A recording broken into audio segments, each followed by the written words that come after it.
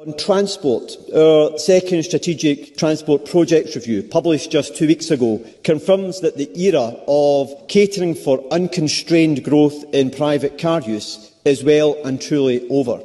The review follows the sustainable investment hierarchy, which aims to reduce the need to travel unsustainably and prioritises making best use of enhancing existing infrastructure before investing in new capacity.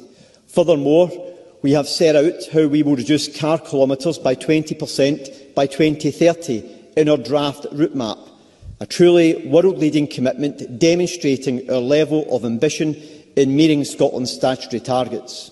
The Scottish Government have commissioned research exploring demand management options to discourage car use, and using the research findings, we will work with local and regional partners to develop a demand management framework by 2025.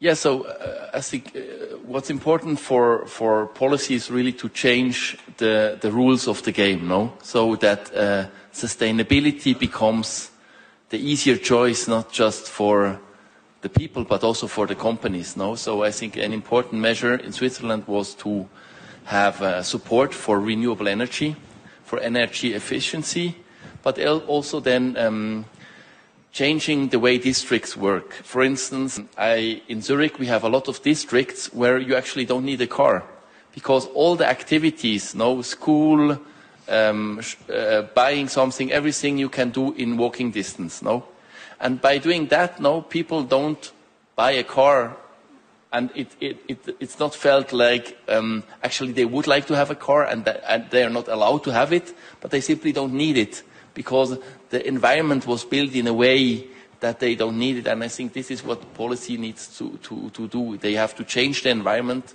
So a sustainable lifestyle, a lifestyle in harmony with nature is the easiest way to go. And also for the companies. And here perhaps a last point. I really like what you said on following through. We had all these nice commitments. We had the Paris Agreement. We also here at World Economic Forum have every year very nice commitments. What's important is really to follow through and also to shed the light. Sometimes you're very critical with those who are acting. Say there are, and we need to be critical, and see that there's no greenwashing, but we should also put the light on those who are not acting.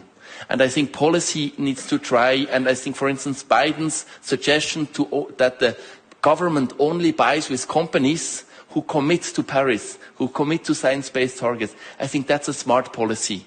So that policy tries to leverage also the action from companies and somehow gets all companies to act.